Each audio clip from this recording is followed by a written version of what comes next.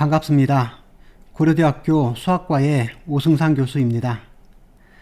현재 수학과와 데이터과학과에서 딥러닝과 강화학습을 강의하고 있습니다. 그리고 딥러닝과 수학, DLMath라는 팀을 운영하고 있습니다. 그러면 저와 함께 딥러닝에 대해서 공부하겠습니다. 계속해서 Convolutional Neural Network, CNN에 대해서 배우고 있습니다. 오늘은 CNN에서 제가 컨볼루션과 맥스플링을 반복적으로 사용함으로써 피처맵의 사이즈를 점점 줄이잖아요. 그것을 다운샘플링이라고 합니다. 오늘은 그것의 반대 방향으로 오히려 피처맵의 사이즈를 더 키우는 업샘플링과 그리고 업샘플링을 사용하는 대표적인 알고리즘인 U-Net, 이것에 대해서 알아보겠습니다.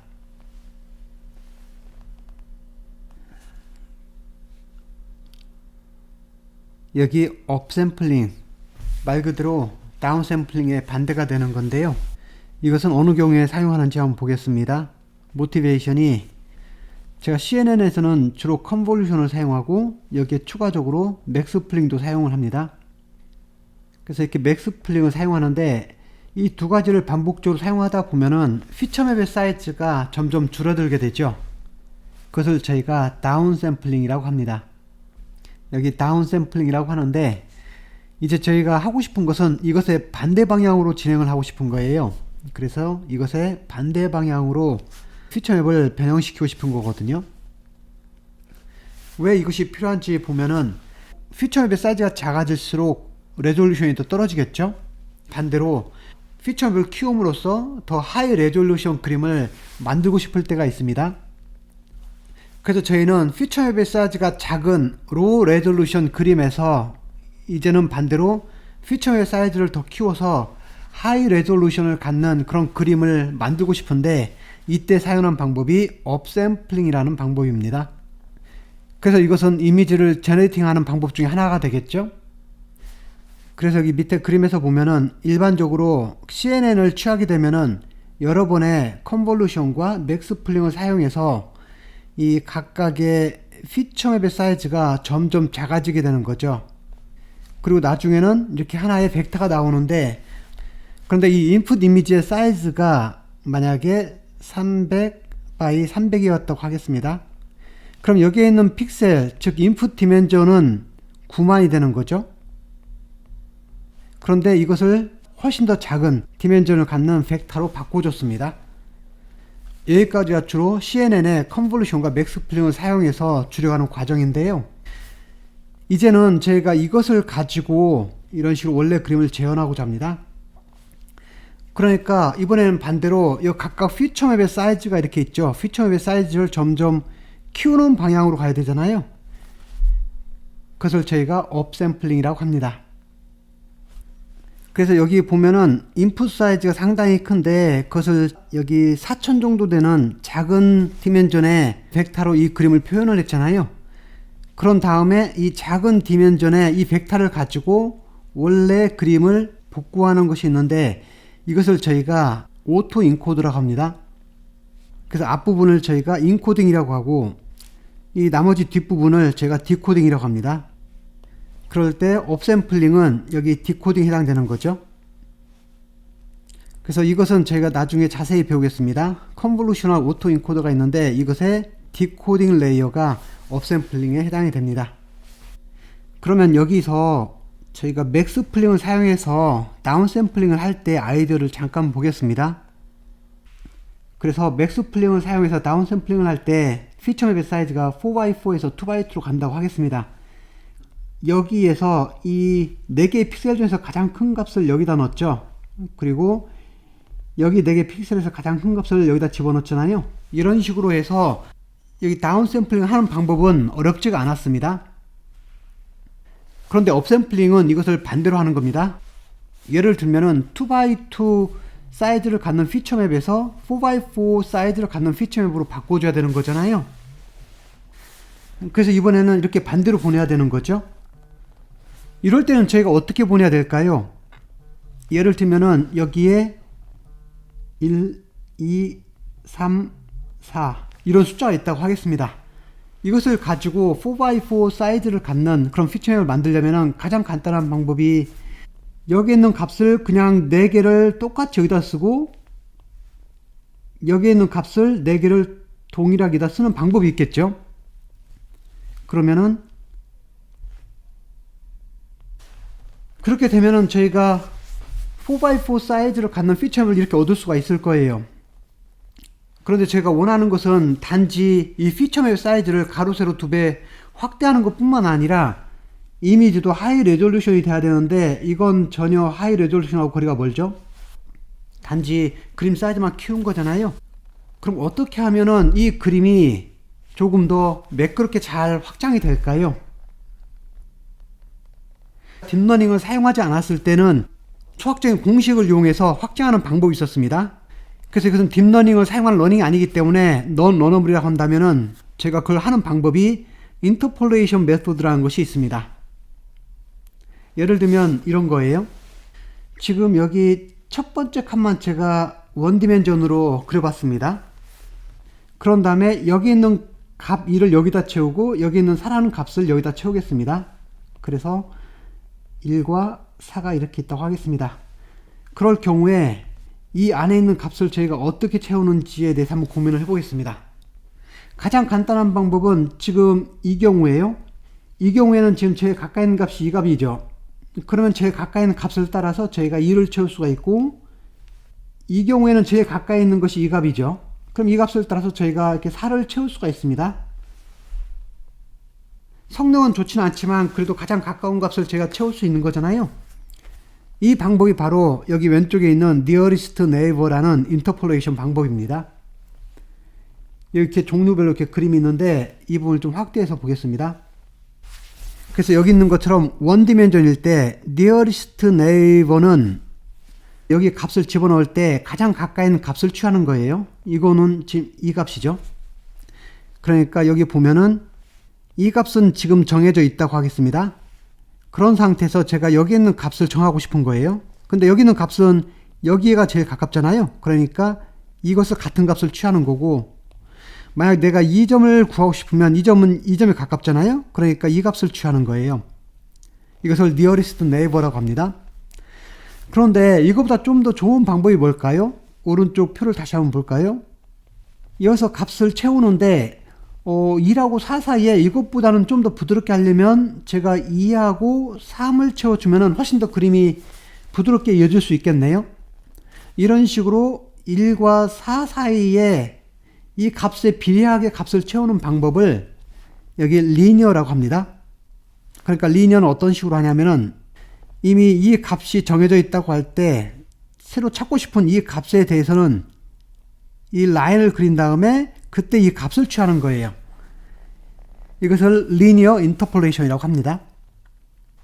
그리고 이것보다 좀 더 성능이 좋은 것이 좀 더 복잡하지만 저희가 라인을 취하는 것이 아니라 이번에는 이렇게 4개의 값을 알고 있다고 가정을 할 때 이 4개의 꼭지점 있죠. 이 꼭지점을 지나는 3차 곡선이 하나가 정확히 존재하겠죠. 그럼 그 3차 곡선을 그린 다음에 그 다음에 제가 이 새로운 값에 대해서 이 값을 취하는 거예요. 이것을 큐빅 인터폴레이션이라고 합니다. 그런데 지금 제가 설명한 것은 원디멘전일 때고 만약 이게 투디멘전이 되면 조금 더 복잡해 보이지만 투디멘전도 마찬가지로 이렇게 제가 nearest neighbor를 취할 수도 있고 여기 보면 X축하고 Y축 둘 다 리니어를 취하는데 디멘전이 2기 때문에 제가 바이리니어라고 부릅니다. 마찬가지로 큐빅의 방법을 쓸 수 있는데 X축하고 Y축을 다 큐빅의 방법을 쓰기 때문에 바이큐빅이라고 하는데 이런 방법들이 있습니다. 그래서 제일 밑에 그림을 보겠어요. 이렇게 6개의 값들이 정해져 있습니다. 그래서 여기는 연두색이고 여기는 노란색, 군청색, 녹색 이런 값들이 칠해져 있는데 여기에 nearest neighbor 방법을 취하면 어떻게 되는 거죠? 예를 들면은 내가 이 점을 하면은 이 점은 제일 가까운 게 이 점이니까 여기는 전체적으로 노란색이 칠해지는 거죠. 그 다음에 이 점은 어떻게 되는 거죠? 이 점은 제일 가까운 게 이 점이니까 여기 전체는 군청색으로 칠해지겠죠. 이건 nearest neighbor 방법을 쓴 것이고 이번엔 바이리니어는 어떻게 되나요? 바이리니어는 여기 점을 찍으면은 이 점은 이 값과 이 값의 비례해서 적당히 그 사이 값을 집어넣으면 되는 거죠.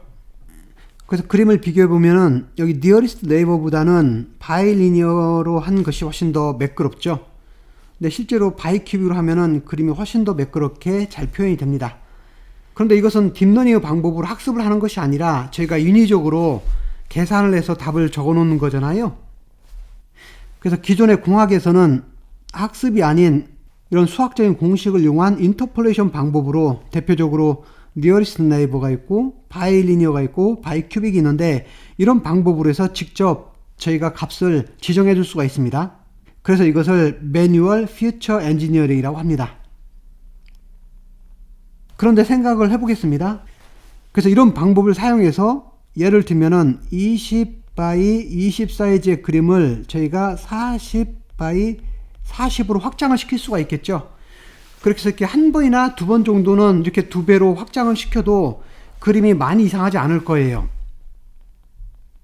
그런데 지금 저희의 케이스는 어떤가요? 만약에 여기에 퓨처맵의 사이즈가 최대한 줄어들어서 2 by 2 또는 4 by 4로 매우 작은 그림이라고 하겠습니다. 이걸 가지고 방금 했던 이런 인터폴레이션 방법을 가지고 다시 300 by 300으로 확장을 하면은 이 그림은 너무도 흐릿한 그림이 될 거예요. 절대 이런 방법으로 하이 레졸루션을 저희가 표현할 수가 없습니다. 그래서 지금과 같이 상당히 작은 사이즈의 퓨처맵에서 상당히 큰 사이즈의 퓨처맵을 만들 때 저희가 하이 레졸루션으로 만들기 위해서는 이런 non-runnable 인터폴레이션 방법으로는 불가능합니다. 그래서 이제는 러너블로, 뉴럴 네트워크를 사용해서 러너블로 해서 이것을 확장을 시킬 텐데, 그때 대표적으로 사용되는 업샘플링이 두 가지 방법이 있습니다. 기존의 컨볼루션의 반대 방향으로 저희가 움직이는데 컨볼루션에 있는 아이들을 그대로 가져와서 합니다. 그것이 두 가지가 있는데 그 중에 하나가 트랜스포즈드 컨볼루션이 있고 또 다른 하나가 fractionally strided 컨볼루션이 있습니다. 보통은 다른 표현으로 이것을 디컨볼루션이라는 말도 자주 사용합니다. 그래서 초창기에는 이렇게 하는 방법을 디컨볼루션이라고 많이 불렀는데 지금은 이 정의는 사용하지 않습니다. 그래서 요즘은 대표적으로 한 가지만 말할 때에는 transposed convolution이라고 말하고, 더 세분해서 말할 때는 transposed convolution과 fractionally strided convolution 두 개로 나누어서 구분해서 사용하기도 합니다. 그래서 나머지 시간에는 이 두 가지 종류의 컨볼루션에 대해서 배워보겠습니다.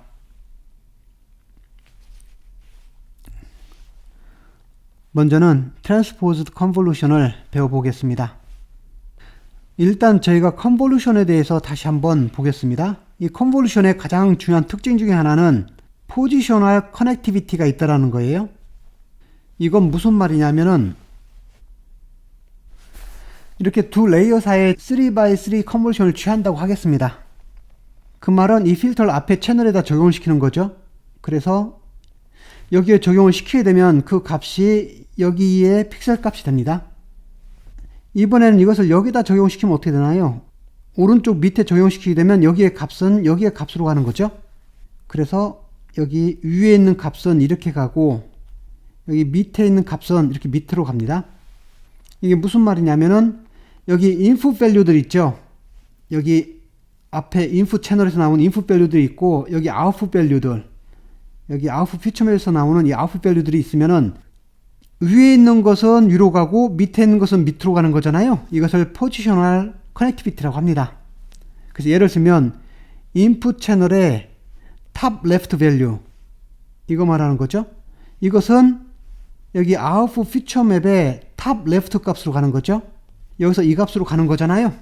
이런 식으로 그 위치가 거의 유지가 되는 거죠.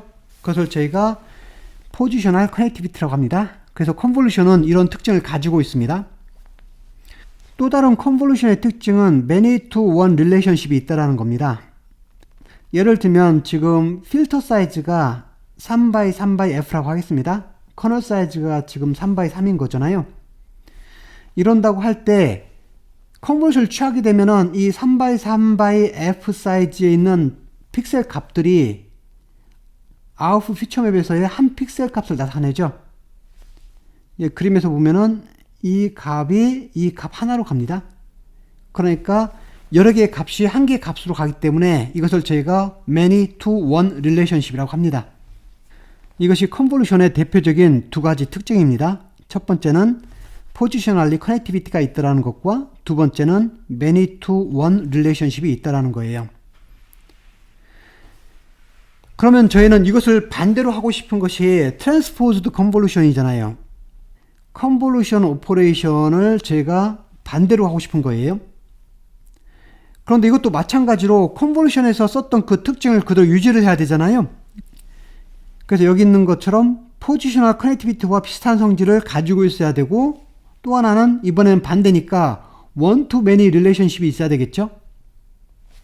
그래서 저희가 트랜스포즈 컨볼루션을 만들 때에는 첫 번째는 이 포지셔널 커넥티비티, 그리고 두 번째는 one to many relationship, 이것을 고려를 해서 만들어야 됩니다.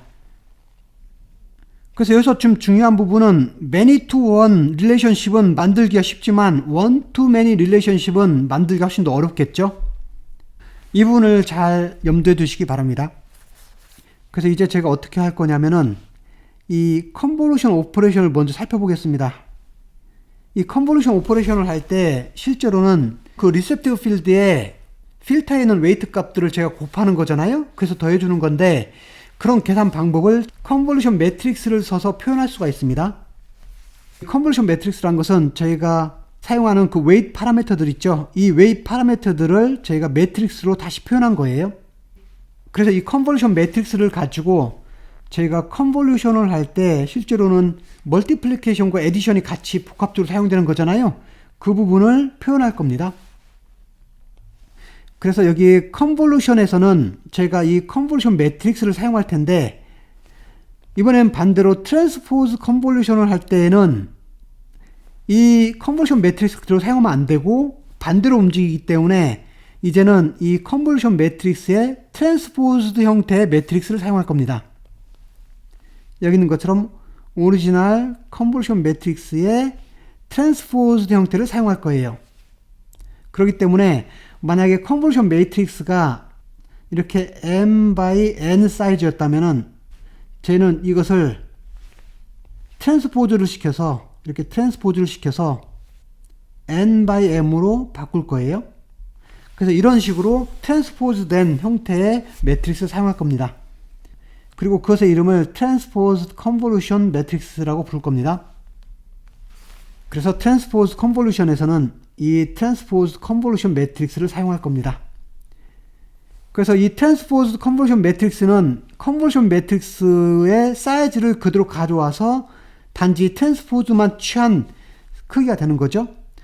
그런데 여기서 실제로 이 웨이트 값 있죠. 컨볼루션 매트릭스였던 웨이트 값을 저희가 그대로 가져다 쓰진 않아요. 이 매트릭스 형태만 가져다 쓰고 여기에는 웨이트 값은 이제 새로 학습을 해서 제가 새로 찾습니다. 그러니까 이 앞에 있는 이것과 전혀 관계없는 새로 학습을 해서 얻어지는 값을 사용할 겁니다. 그래서 여기 트랜스포즈 컨볼루션 매트릭스에서 사용되는 이 웨이트 값들은 기존에 있던 컨볼루션 매트릭스의 웨이트 값을 사용하지 않고 그 트랜스포즈 컨볼루션에 사용되는 이 웨이트들은 새로 학습을 할 겁니다. 그래서 이 트랜스포즈드 컨볼루션 매트릭스 안에 웨이트가 어떤 식으로 주어지는지 그 과정을 자세히 살펴보겠습니다. 그래서 그림에서 보면은 이 위의 그림은 기존의 3x3 컨볼루션을 표현한 거고, 이 밑에 있는 부분은 이제 3x3 트랜스포즈드 컨볼루션을 표현한 겁니다. 그래서 위에 있는 컨볼루션이 4x4 인풋에서 2x2 아웃풋을 얻었다면은 이번에는 트랜스포즈드 컨볼루션은 반대죠. 2x2 인풋에서 4x4 아웃풋을 얻는 과정을 한번 설명을 해보겠습니다. 일단 저희가 채널의 숫자나 아웃풋 피처맵의 숫자는 1로 통일을 하겠습니다.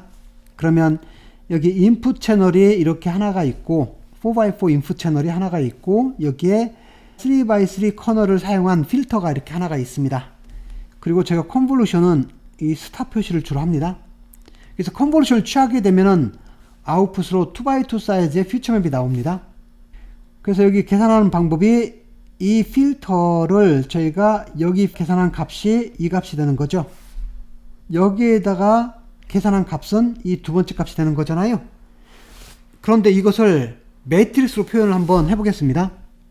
그래서 이 필터를 저희가 컨볼루션 매트릭스로 표현을 할 텐데, 잘 보면은 여기 인풋이 지금 디멘전이 16이죠. 이것을 저희가 일렬로 나열을 해서 디멘전이 16인 벡터를 만들어 보겠습니다. 그래서 이런 식으로 순서대로 나열을 해서 지금 하나의 벡터를 이렇게 만들었습니다. 그리고 아웃풋도 저희가 디멘전이 4인 이런 벡터로 표현해 보겠습니다. 그래서 y1, y2, y3, y4 이런 식으로 디멘전이 4인 벡터를 만들어 보겠습니다. 그럼 이런 경우에 디멘전이 16인 인풋 벡터를 받아들여서 디멘전이 4인 아웃풋 벡터를 만들려고 하면은 이때 앞에 사용하는 이 컨볼루션 매트릭스는 로의 숫자가 4가 되고 컬럼의 숫자가 16이 돼야 되겠죠? 그럼 여기 이제 y1이란 값이 어떻게 나오는지 계산을 해보겠습니다. 이 y1이란 값은 어떻게 되는 거죠? 지금 여기에 w1, w2, w3, 4, 5, 6, 7, 8, 9, w9을 곱해서 얻은 값이잖아요. 그런데 이것을 밑에 매트릭스 형태로 보면은 이 로하고 이 컬럼이 곱해져서 이 값이 나오는 거죠. 근데 그것을 여기 있는 걸 그대로 컨볼루션을 재현하면 어떻게 되는 거죠? 지금 x1에다가는 w1을 곱했죠. x2에는 w2를, x3에는 w3를 곱했죠. 그리고 x4는 어떻게 됐나요? x4는 제가 0을 곱하죠. 그런 다음에 x5는 어떻게 되죠? 여기 x5에는 w4니까 w4를 곱해주죠. 이런 식으로 계산하면 여기 y1이라는 값이 나오는 게 보이시나요? 두 번째 y2도 마찬가지죠. 여기에 컨볼루션을 취한 거잖아요. 그래서 이 경우에도 마찬가지로 여기 x1 자리에 0을 곱했죠. 그리고 x2 자리에 w1을 곱했으니까 w1을 곱해주는 거죠. x3 자리에는 w2를 곱하고 x4 자리에는 w3를 곱해주잖아요. 이런 식으로 이 로와 이 컬럼을 곱해주면 지금 y2가 나옵니다.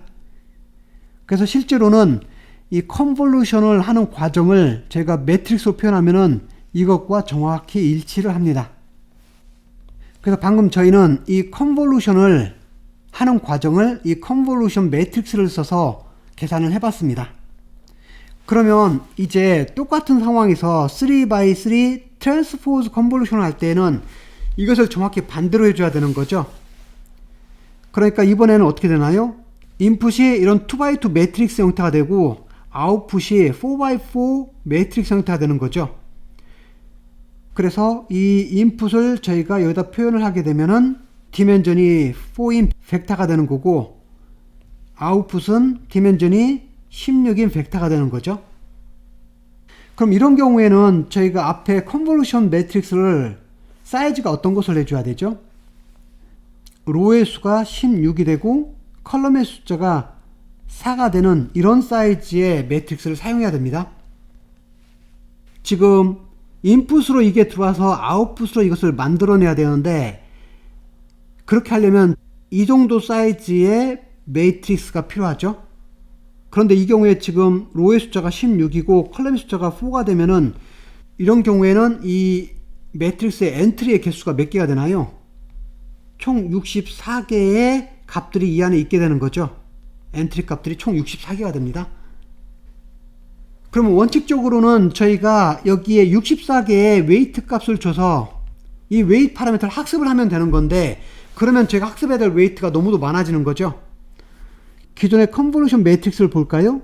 이 매트릭스는 사이즈가 4x16이었죠.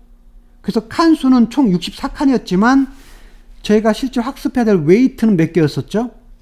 웨이트는 정확히 9개였습니다. 나머지는 다 저희가 0으로 채웠고 그리고 똑같은 W1을 반복적으로 사용했죠. 그래서 저희는 웨이트를 총 9개만 학습하면 됐습니다. 이와 비슷한 방법으로 저희도 여기에서 64개의 웨이트를 지정하지 말고 이것과 비슷한 형태로 웨이트를 9개만 지정을 해서 만들 수 있잖아요. 그죠? 그래서 이것을 가장 간단하게 하는 방법이 여기 컨볼루션 매트릭스가 있으면 이것에 트랜스포즈를 취한 모양을 가져다 쓰면은 저희가 이 트랜스포즈 컨볼루션 매트릭스의 형태가 만들어집니다. 그러니까 여기 0이 있는 값들 있잖아요. 그 0이 있는 값들은 저희도 여기서 마찬가지로 0으로 채워줄 거예요. 그리고 여기 보면 W1이 반복적으로 사용됐잖아요. 여기도 마찬가지로 W1을 반복적으로 사용을 할 건데 이제는 저희가 이 W1을 그대로 쓰지 않고 이 값들을 학습을 해야 되기 때문에 W1'이라고 하겠습니다. 그래서 이런 식으로 해서 마치 9개 웨이트를 학습하는 모양을 저희가 이렇게 표현을 해 보겠습니다. 이것이 저희가 새로 학습해야 될 9개 웨이트가 됩니다. 그래서 여기서 중요한 부분은 컨볼루션에서 사용했던 이 컨볼루션 매트릭스가 있으면은 이것의 트랜스포즈 형태의 매트릭스를 가져와서 저희가 트랜스포즈 컨볼루션 매트릭스를 만드는데 여기에 있는 64개의 웨이트를 다 학습하는 그런 것이 아니라 9개 웨이트만 써서 이것과 트랜스포즈 형태 자리를 그대로 맞춰가면서 여기 W1'부터 W2', W3'들을 위치를 지정해 줍니다. 그런 다음에 여기 각각의 W1'부터 W9'까지 이 값들은 여기는 값을 사용하는 것이 아니라 제가 새로 학습을 할 거예요. 이렇게 하는 방법이 Transposed Convolution입니다. 그래서 Transposed Convolution은 다시 한번 정리하면은 원래 컨볼루션 매트릭스의 트랜스포즈 형태를 형태만 가져다 쓰고 그 안에 웨이트들은 제가 새로 학습을 한다. 이렇게 이해하시면 됩니다. 그래서 이런 방법을 써서 업샘플링을 한다면은 여기 다운샘플링을 했을 때 사용됐던 파라미터 숫자들이 있죠. 이것과 비슷한 숫자만큼의 파라미터가 여기서 새로 생겨납니다. 그래서 대략 2배 정도의 파라미터 숫자가 생겨서 저희는 그것을 새로 학습을 하면 됩니다. 이것이 Transposed Convolution의 방법입니다. 이제는 Fractionally Stride Convolution에 대해서 배워보겠습니다. 여기 Fractionally Stride Convolution은 조금 전에 했던 Transposed Convolution에 비해서 비교적 쉽습니다. 그리고 기존에 배웠던 컨볼루션과 매우 흡사한 방법입니다. 여기 밑에 첫 번째 그림을 보게 되면은 여기 인풋 채널이 5x5 사이즈를 가지고 있습니다. 그런데 거기에 저희가 3x3 컨볼루션을 취했고 스트라이드를 1으로 했습니다. 그리고 따로 제로 패딩을 하지 않는다면은 여기 아웃 피처 맵 있죠? 이것의 사이즈가 3x3가 되겠죠? 이게 기존의 컨볼루션입니다. 이제 저희는 업샘플링을 한다면은 이것을 반대로 해야 되기 때문에 이 밑에 파란색만 보겠습니다. 파란색 그림을 보면은 지금 3x3 인풋 채널이 이렇게 있고 이것을 가지고 5x5 사이즈를 갖는 이 아웃풋 피처 맵을 만들고 싶은 거예요. 그러니까 여기와 정반대로 지금 업샘플링을 하는 거잖아요. 그런데 이것을 하기 위해서 저희가 동일한 3x3 컨볼루션을 사용했다고 하겠습니다. 그럼 이 경우는 어떻게 하면 되나요? 제로 패딩을 큰 사이즈로 하게 된다면은, 그래서 여기 있는 것처럼 제로 패딩을 크게 해서 만든다면은 이때는 저희가 동일한 3x3 컨볼루션을 써서 위에 있는 것처럼 5x5 아웃풋 피처 맵을 만들 수는 있어요. 그런데 여기서 제로 패딩을 너무 크게 잡으면 어떻게 되나요? 밖에 주변에서 이 아웃풋 피처 맵의 이 픽셀 값들이 실제로는 좋은 값이 아닐 거예요. 그래서 이렇게 해도 되지만 제로 패딩을 큰 사이즈 잡는 이런 컨볼루션을 여러 번 작동을 하게 된다면은 실제로는 나중에 얻어진 아웃풋 피처 맵은 성능이 많이 좋지 않을 겁니다. 그럼 이것을 조금 더 효율적으로 하려면 어떻게 하면 좋을까요? 지금 여기 보면 3x3 사이즈의 인풋을 가지고 제가 5x5의 아웃풋을 만들어야 되는데 사이즈가 맞지 않기 때문에 저희가 제로 패딩을 크게 해줬는데 이렇게 하는 방법보다 좀 더 나은 방법이 이 오른쪽 그림을 보겠습니다. 저희는 궁극적으로는 이 9개의 픽셀 값을 가지고 이 25개의 픽셀 값을 만들어내는 거잖아요. 이렇게 밑에 9개의 픽셀이 있다면 제가 제로 패딩을 이 바깥쪽으로만 하지 않고 차라리 제로 패딩을 이 안쪽에 하면 어떻게 될까요? 이렇게 제로 패딩을 안쪽으로 넣어서 이 3x3 인풋을 좀 더 늘려서 이렇게 확장을 시켜 보겠습니다. 그런 다음에 여기에 저희가 3x3 컨버전을 취하면 어떻게 되나요? 그래서 이런 방식을 취해서 저희가 이런 아웃풋을 얻게 되면은 이것은 왼쪽보다 더 좋은 결과가 나오게 됩니다. 그러니까 이번에도 마찬가지로 저희가 제로 패딩을 밖에만 한 것이 아니라 이 안쪽 라인에다 제가 제로 패딩을 한 거잖아요. 그렇게 해서 인풋 이미지를 더 늘렸죠. 그런 다음에 동일하게 3x3 컨버전을 취했습니다. 그래서 이것과 동일한 방법으로 저희가 이번에도 피처별 사이즈를 업샘플링을 했습니다. 그런데 여기서 저희가 한 가지 고민할 것이 있습니다. 지금 여기 저희가 인풋 이미지를 바꿔놨죠. 바꿔놓은 다음에 그런 다음에 여기서 스트라이드를 한 칸씩 지금 움직이고 있습니다. 그렇게 해서 5x5 아웃풋 이미지가 나오는 거잖아요. 그래서 여기서 보면 제가 스트라이드를 한 칸씩 했기 때문에 이렇게 한 칸씩 움직이는 거잖아요. 그런데 한 칸씩 움직이는 동안에 이 원래 인풋 이미지에 있던 이 파란색 그림은 어떻게 되나요? 두 칸을 움직여야만이 인풋 이미지의 파란색이 한 개씩이 늘어나는 거죠. 그러니까 파란색 기준으로 본다면 어떻게 되는 거죠? 지금 위에 스트라이드가 스트라이드 1이 아니라 2분의 1 스트라이드가 되는 거예요. 그래서 다시 한번 보겠습니다. 지금 저희가 이것을 두 칸씩 벌려 놓은 다음에 그런 다음에 스트라이드를 한 칸씩 움직여서 이 그림이 이렇게 나왔는데 원래 인풋 이미지를 기준으로 하면은 어떻게 되는 거죠? 제가 이것을 두 칸을 움직여야만이 이 파란색이 한 칸씩 더 추가되는 거죠. 그 말은 제가 이렇게 이해할 수 있습니다.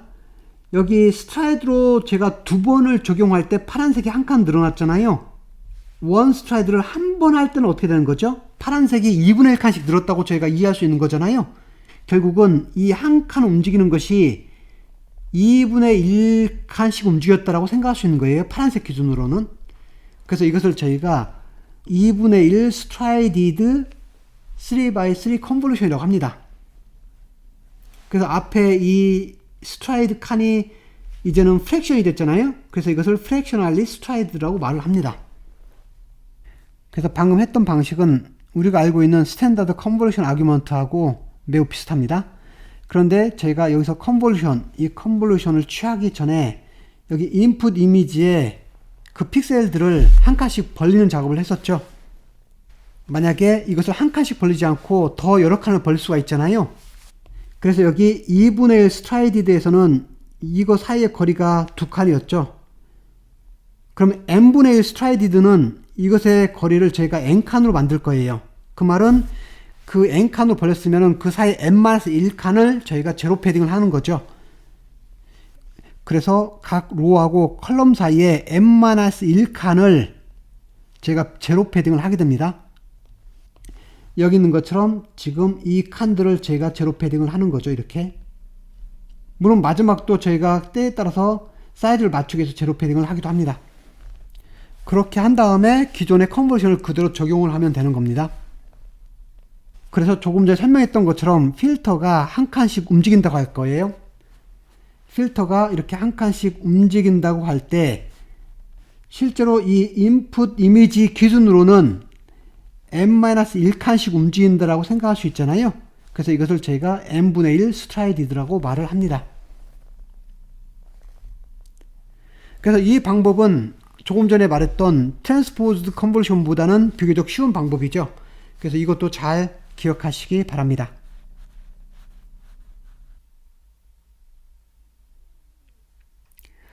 이번에는 업샘플링을 사용한 대표적인 CNN 모델인 U넷에 대해서 살펴보겠습니다.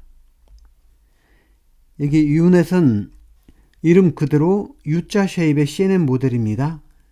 그래서 여기 그림에서 보면은 네트워크 자체가 이런 U자 모양으로 진행이 되죠. 그리고 이것의 주된 목적은 오브젝트 세그멘테이션을 위한 것입니다. 그러니까 바꿔서 말하면은 어떤 이미지가 조졌을 때 저희는 기존의 CNN 모델을 가지고 이 부분을 말하죠. 이것을 가지고 저희가 이미지 클래시피케이션 문제를 풀잖아요. 그래서 제가 이미지 클래시피케이션 문제를 푸는데 이것뿐만 아니라 그 이미지 클래시피케이션에 나오는 그 오브젝트에 대해서 그 오브젝트의 위치를 제가 픽셀별로 체크를 해야 되기 때문에 다시 이 그림을 키우는 과정이 필요합니다. 그래서 여기서는 최종적으로 여기서 분류했던 그 오브젝트들을 여기서 세그멘테이션을 직접 해줄 겁니다. 그래서 유넷은 크게 두 개의 구조로 이렇게 나뉘는데요. 여기 왼쪽에 있는 부분은 제가 잘 알고 있는 CNN 구조를 말합니다.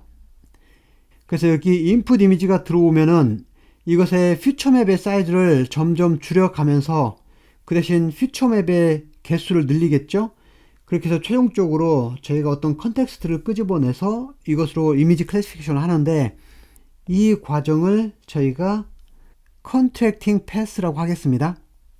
그래서 컨트랙팅 패스는 기본적으로 이 그림에서 어떤 컨텍스트를 끄집어내는 그런 과정을 나타내고, 그리고 여기에 추가적으로 유넷은 이 오른쪽에 있는 것처럼 다시 이 피처맵의 사이즈를 업샘플링을 통해서 늘려주는 그런 작업이 있습니다. 이것은 피처맵의 사이즈를 더 키우기 때문에 익스펜딩 패스라고 합니다. 그래서 이것은 로컬라이제이션을 위해서 필요한 부분이죠. 오브젝트 세그멘테이션을 하기 위해서 그 오브젝트가 어디에 있는지 그것을 찾는 그런 과정입니다. 그래서 먼저는 이 유넷 구조를 자세히 한번 살펴보겠습니다. 그래서 왼쪽에 파란색의 컨트랙팅 패스는 저희가 익숙하게 알고 있는 CNN 구조지만 그래도 다시 한번 체크를 해보겠습니다. 지금 여기서 보면은 이런 색의 화살표는 3x3 컨볼션과 렐루를 합친 겁니다. 그리고 화살표가 이렇게 밑으로 되어 있으면은 이것은 2x2 맥스플링이라고 하겠습니다. 다운샘플링을 하는 거잖아요. 그리고 오른쪽에 있는 여기 있는 이 녹색에 해당되는 이것은 업샘플링에 관련된 겁니다. 그럼 이제 여기 시작을 볼 텐데요. 지금 여기 인풋 이미지가 이렇게 있습니다. 그리고 인풋 이미지의 사이즈가 가로 세로 572 x 572가 됐습니다. 그런데 여기에 3x3 컨볼션을 지금 한번 취했죠.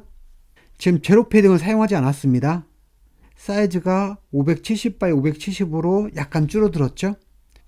그리고 이때 아웃풋 피처맵의 개수를 64개로 했습니다. 그리고 다시 한번 3x3 컨버션을 취하게 되면은 이제는 피처맵의 사이즈가 568 x 568이 되겠죠. 그리고 역시 아웃풋 피처맵의 개수를 저희가 64개로 했습니다. 그래서 이렇게 컨볼루션을 두 번 취한 다음에 이번에는 맥스플링을 사용하겠습니다. 이제 피처맵의 사이즈가 284 x 284, 간단하게 284의 제곱으로 쓰겠습니다. 그리고 여기서 맥스플링만 사용했기 때문에 아웃풋 피처맵의 개수가 여전히 64가 되겠죠.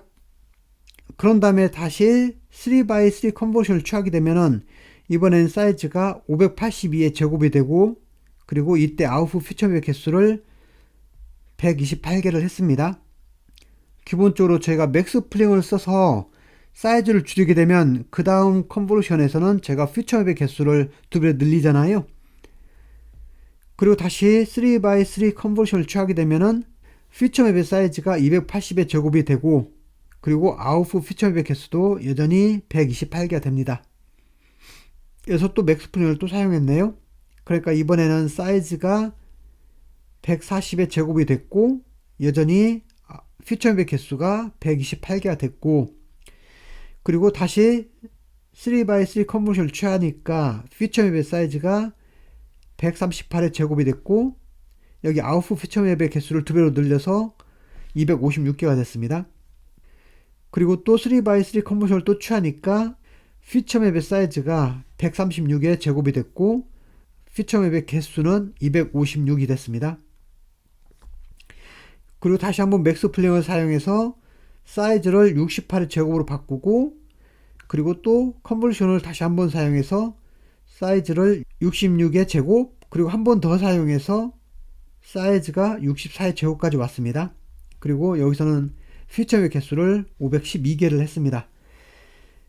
그리고 다시 한번 맥스플링을 사용해서 사이즈가 32의 제곱, 또 컨버션을 사용해서 30의 제곱, 그리고 컨버션 한 번 더 사용해서 28의 제곱까지 왔습니다.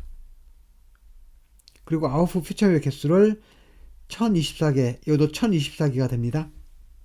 그래서 여기까지가 기존의 CNN 네트워크 구조하고 동일하죠. 그래서 다운샘플링을 했습니다. 그럼 이제 최종적으로 얻은 이것을 볼까요? 이것은 사이즈가 28x 28이고 이때 이 아웃풋 퓨처맵의 개수가 몇이라고요? 1024가 됐습니다. 그럼 이제 여기서부터 시작을 해서 저희가 업샘플링을 할 거예요. 이 오른쪽을 따라서 업샘플링을 진행을 하겠습니다. 그래서 업샘플링 하는 방법이 여기 업컨버전 2x2라고 나와 있는데요.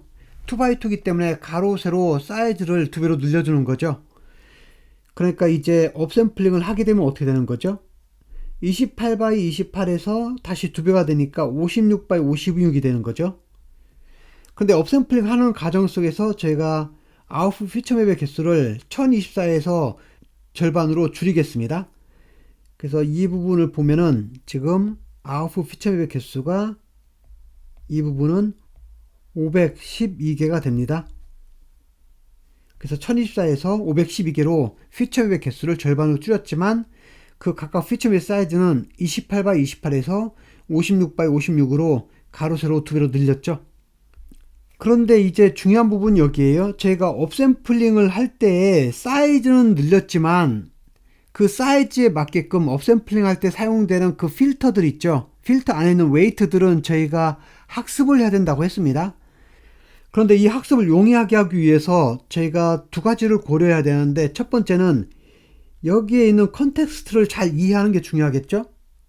이 그림에서 저희가 어떤 오브젝트를 다시 세그멘테이션을 해야 될지 그런 내용들이 여기 컨텍스트에 담겨 있습니다. 그런데 이번에는 이 오브젝트가 있는 위치를 역으로 찾아가야 되기 때문에 원래 그림에 있는 이 정보들을 저희가 참고를 해야 됩니다. 그래서 현재 단계에서는 이것과 가장 유사한 사이즈의 피처맵이 지금 여기에 있습니다. 그죠? 여기는 지금 사이즈가 56x 56인데 이것과 가장 유사한 것이 여기 64x 64 사이즈죠. 그러니까 이것을 참고해서 저희가 로컬라이제이션을 하고 싶은데요.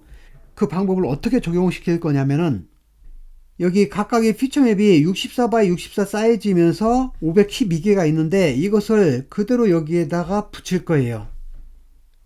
일종의 컨캐터네이션을 저희가 할 건데요.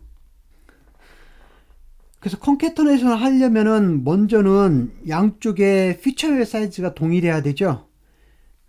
그런데 현재 이 오른쪽은 사이즈가 56x 56이고 여기 왼쪽에서 온 이것은 지금 64x 64잖아요. 그러니까 이것을 어떻게 할 거냐면은 이쪽에서 64x 64에서 그림의 일부를 잘라낼 거예요. 이 이미지의 끄트리 부분은 그래도 덜 중요하잖아요. 그래서 제가 잘라내서 56x 56으로 바꿔줄 겁니다. 그래서 정확히는 이 64x 64에서 끄트리를 잘라낸 이 56x 56 사이즈의 그림을 가져와서 여기다가 붙일 겁니다.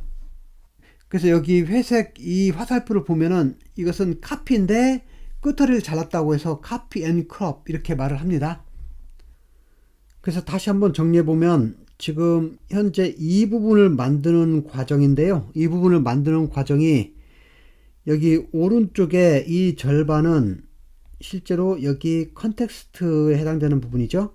저희가 어떤 오브젝트를 세그멘테이션을 해야 될지 그 컨텍스트에 해당되는 부분인데 이것을 지금 업샘플링을 해서 피처맵 사이즈는 가로 세로 2배로 늘려서 56x 56 사이즈로 늘린 다음에 이것의 피처맵 개수를 저희가 512개로 줄였습니다. 그리고 여기 나머지 절반, 이 절반은 여기 컨택팅 패스의 거의 마지막 단계였죠. 이 부분을 가져와서 붙였습니다. 근데 가져와서 붙이는데 정확한 카피인데 크로핑을 해서 붙인 거죠. 그렇게 해서 여기서 512개를 가져와서 붙이니까 총 여기는 1024개가 됐죠.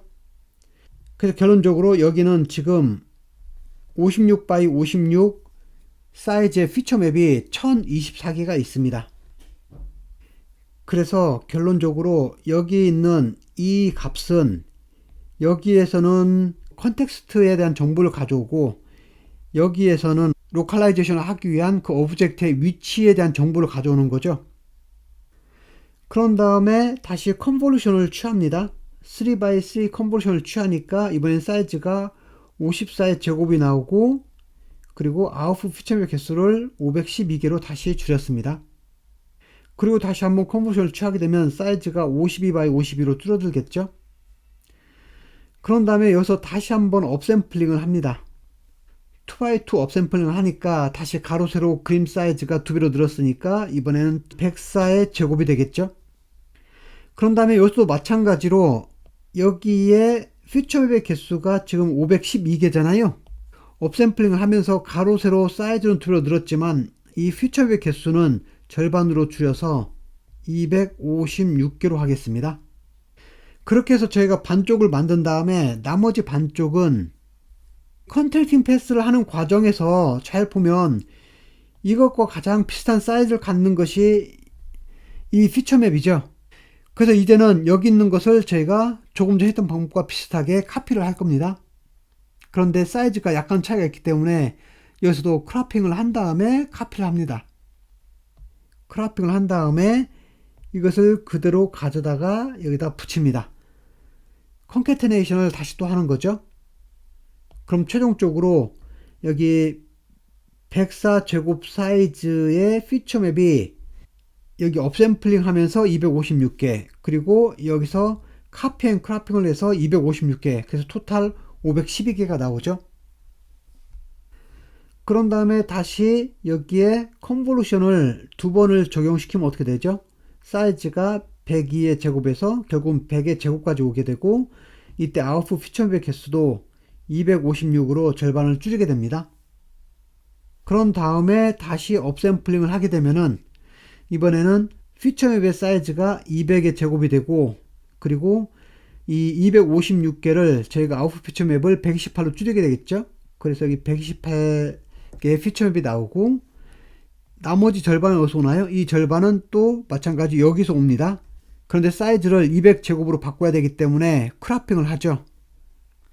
이런 식으로 다시 두 번의 컨볼루션을 또 취하게 돼서 사이즈가 최종적으로 196제곱이 되고, 여기 아웃풋 피처맵 개수를 이번에는 128개로 했습니다. 그런 다음에 다시 마지막으로 업샘플링 한 번 더 합니다. 아웃풋 피처맵의 사이즈가 392x392가 되고, 여기에 64개의 피처맵을 저희가 만든 다음에 여기에서 저희가 크로핑을 해서 그 사이즈를 392x392로 잘라낸 다음에 이것을 그대로 카피를 해서 다 붙이게 됩니다.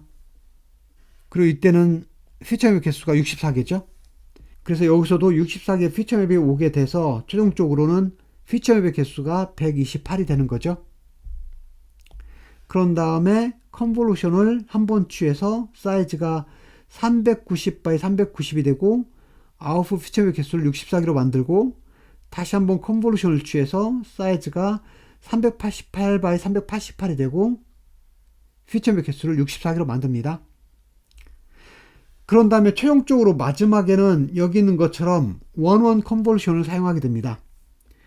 이번에는 사이즈가 원원 컨볼루션이기 때문에 388x388이 유지가 되죠. 그리고 여기 아웃풋 피처맵의 개수를 2로 하겠습니다.